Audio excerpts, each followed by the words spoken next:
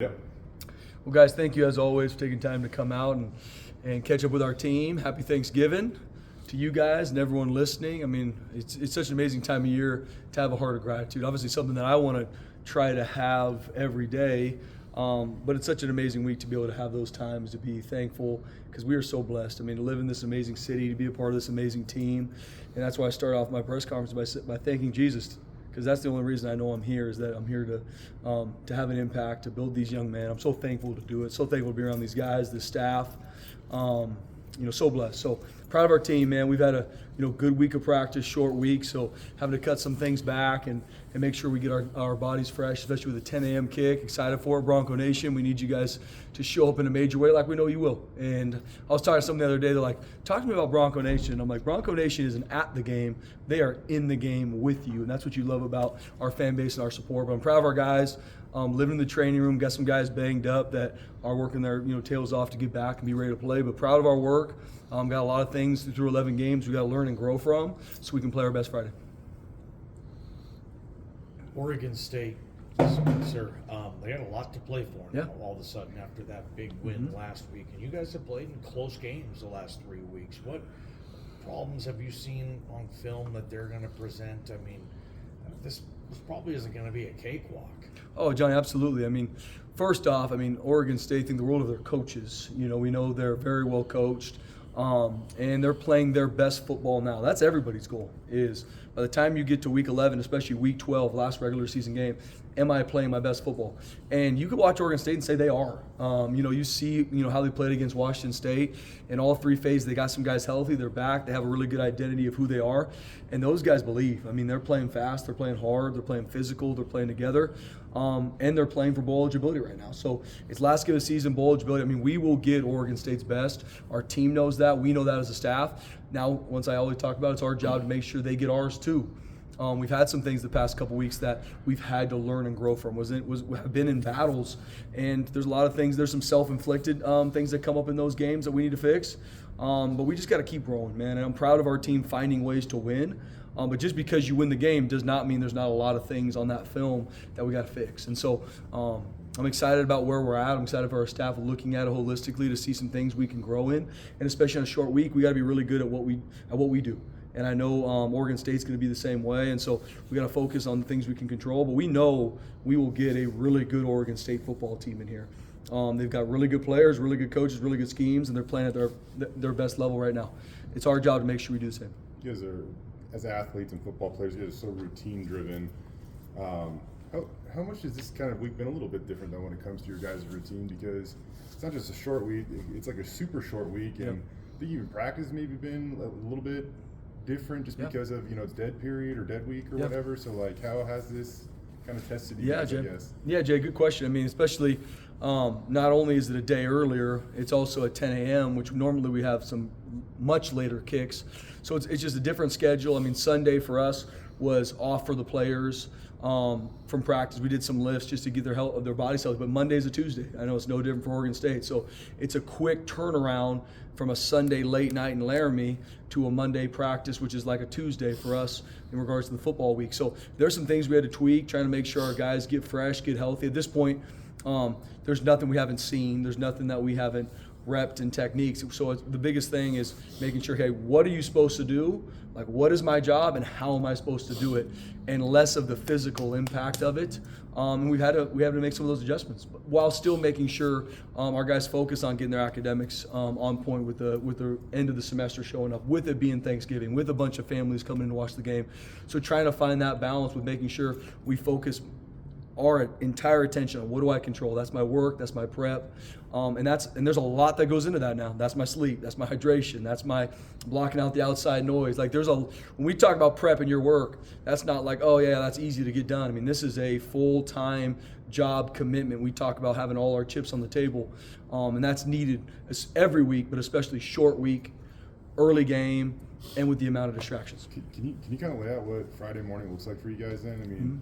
Just talking with some of the guys, it's actually not too far off of when they would just typically wake up. But, joking with Cage yesterday, you always have the same pregame meal, but it'd probably be weird to eat, whatever pasta and grilled chicken at 5 a.m. Correct. So how does that kind of Yeah, everything's just going to be a lot earlier, Jay.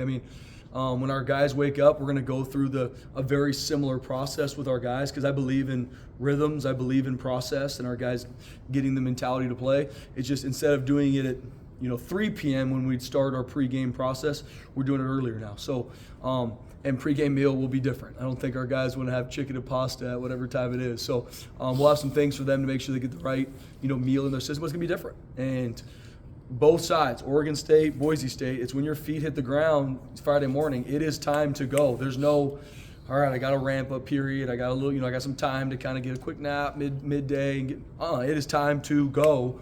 That ball is going to get put down at 10 a.m. and it's time to roll. And so getting our guys ready for that throughout this week has been a huge part. You say Oregon State's playing its best football right now. Do you think over the last couple of weeks Boise State's been playing its best football? Good question, Mike. I mean, there's a lot of things we need to look at and grow in.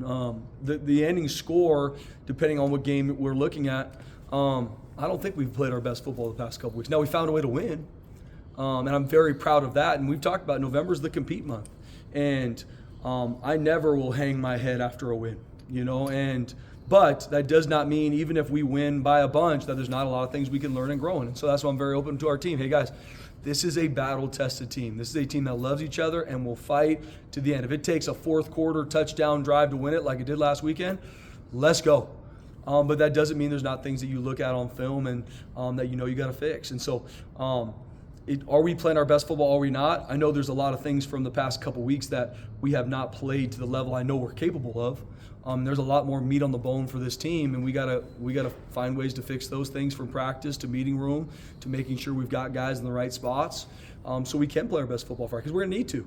There's nobody on our schedule starting with Oregon State and whoever we end up playing in the championship game that, we have to play our best to give ourselves the best opportunity to win. If we don't, we will lose. It's not rocket science in that phase of it, and our players know that. Our coaches know that. So, but that's the exciting part about football. It does teach you a lot about life. And that's kind of where we're at, especially 3 months into the season. It's, hey guys, this is where we're at. There's a lot of things we're proud of. I've learned a lot about our team over the past 11 games. Now these are some things that we need to make sure we focus on and get cleaned up so we can play our best Friday morning. Where are you at with writing letters? Mm-hmm. I'm about halfway done.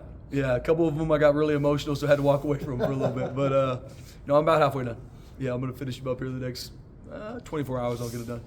With this might seem like an injury question, but it's more meant to be a culture question of kind of where the program currently stands, because I think kind of speaks volumes.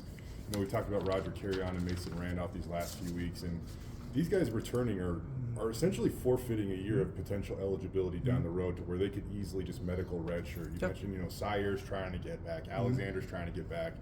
I just think in years past, it just seems unique for guys to want to get back so quick and help a given team in that given year. What does that say about not just those guys, but really the program right now, especially? Yeah, Jay. Absolutely. You look at these young men, Roger, who was able to fight his tail off to come back last week. We're hoping to get Mace back here soon, Cy back here soon, Tubes back here soon. When that happens, we'll find out. But there has never been, with these kids and our leaders, any sort of them flinching on, well, if you come back, there's, you're not going to get this as a medical redshirt and some of those things. Coach, I want to be a part of this team. I need to get back for my team. Not because I need to get back because that's the way for me to get stats, or that's the way that, that has nothing to do with anything outside.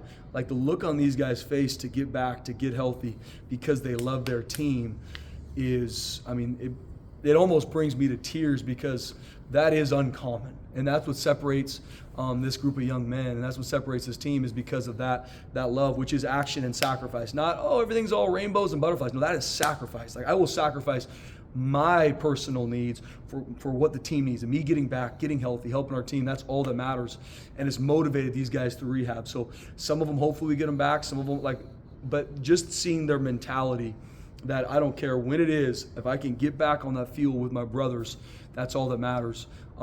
It's a testament to this culture. It's a testament to the players that lead it. Does that show that your message is hitting? Yeah, I can't take any credit for it, Jay. And as the head coach, there's things that you get credit for, good or bad or indifferent. That's our players. I give Jesus the glory. I give our players credit, because that's them. These guys are wired that way. They love their team. It's not, hey, me telling them what to do, right? It's that's in their heart. That's why they came here. They want to be part of something different. So I can take absolutely I just can't take any credit for it, man. That's who these kids are. They love their teammates. Spencer, looking at just some of the other teams in the top 12 of the college football playoff rankings right now, if you look at their like football budgets and things like that, there are almost every one of them is at least twice years. Some of them are 3. Georgia's almost 4. How have you guys, as you guys continue to navigate this, continue to kind of punch above your weight and compete on what such an efficient cost, I guess? Yeah, I mean, absolutely, Jay. And so for us here, and that's a good question. I've been asked this a couple different times. Is there's a reality of where you are now, right? From budget to support to whatever.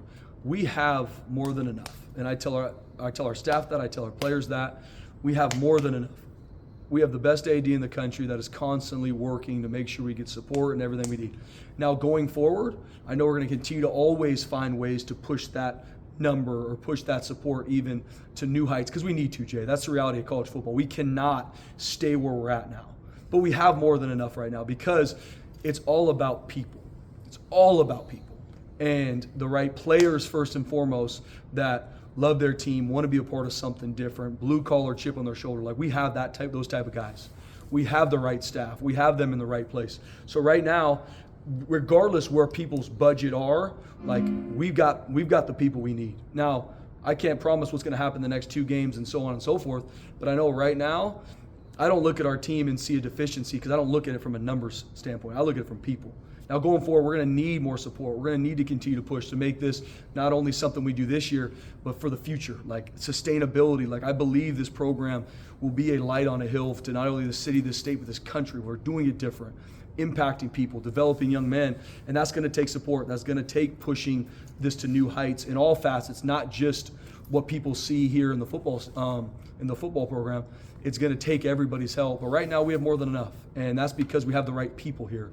And going forward, I know we'll continue to push to new heights, but we have more than enough. And when you look at some of the budgets people have, that's the reality of what it is now. But I know we got the right people. I know we got the right players, I know we got the right staff, and I tell our team I wouldn't take anybody else in the country than this group right now. Obviously, you got 2 games in front of you, but you also have signing day coming up right now. And beyond signing day chaos that is always there, roster limits. You have to go from 115 to 105, and you have to figure out how to pay for 30 more of these guys. A lot of that stuff will work itself out, but right now as you approach signing day, how much time and resources are you spending in juggling your roster going forward? Yeah, very focused on, obviously, first and foremost, our team right now, finishing what we started. But we are, recruiting and bringing in the right, not what maybe recruiting people tell you the right people that fit Boise State is paramount to us. We're going to have more official visitors this weekend. And signing the right guys on signing day is a huge deal for the future. It's everything. Once again, it's all about the people, Mike. And then once we get through signing day, then it's going to be keeping our players. Like I'm very open with people. Like that is operation number 1 for me is not talent acquisition, it's talent retention. Keeping our players right here in Boise where they will be developed to be the best version of themselves. Then after that, we're going to continue as you go through December and January, figure out what are some additional needs post-signing day that we need to make. But we'll get through signing day. We have a really good idea of guys that are wired the right way, that are built the right way to come here. And then after that, it's keeping our players right here in Boise. And then after that, Mike, it's going to be go finding some specific needs that we're very open about having to go get. With your roster management moving forward, is the target date for signing day somewhere between 20 and 25 still? Yeah, right now it's going to be a little bit up in the air, Mike, because to me, it's not about a number. It's about the right guys. And I will not ever sacrifice trying to win signing day for not taking the right guy. And I tell our staff that, if we feel rushed and we feel at all we can offer this young man and take him, but I don't know, we will not take him. I don't care what signing day looks like. We take guys that fit here, that help our team. End of story. So what that number ends, because there's still going to be a lot of shakedown. When you recruit the right guys, they get recruited by a lot of places. And there's still going to be some shakedown, but I know we'll sign the guys that fit this place, that want to be different, that want to push forward and be champions in life. And whatever that number is, that's going to be the number. Then whatever we don't get in signing day, we'll continue to work to fix throughout the next couple months. Ashton Jeanty, he's not taking part in senior day. Fans want to know, is this going to be possibly the last regular season home game we get to see Ashton Jeanty play on the blue? It absolutely will be. Yep, this will be Ashton's last regular season home game on the Blue. Is Capel's coming back as far as you know? Have you guys talked about that? Yeah, he is coming back. Yep. Latrell will be back. And What he'll be about the rolling. other listed seniors that you know are coming back? I don't have that off the top of my head, Mike. Because I think there's 26 on the roster, but you're doing 21 tomorrow. Yep, we're doing 21 tomorrow, and I don't have it off the top of my head who those guys are that would be seniors that would be coming back. But Latrell is one. Yes, Latrell is one. You guys talked about Yep. that, and that's going to happen. Yep. No other ones come to mind, though, in terms of seniors coming back. We've got some redshirt juniors right now that will be seniors. Yeah. But no, he's coming back. Okay. Yep. Dan Paul Hammer, senior day. Do we know? Who's I can't tell you guys that yet. Come on now. I got to hold some cards a little bit, Johnny. Come on now. Not to pry too much, but I mean, so you and Ash basically, you guys have had that. That's an understanding that. I mean, I don't know. He is going to be an NFL draft pick. I don't know. There has not been any conversations between me and Ash about that. This is me just so excited for that young man and what he's accomplished, and it's going to be time for him to go. We have not talked about that, so I don't want to speak out of place. But he's done a phenomenal job, and I'm excited to continue to watch and support him in the future.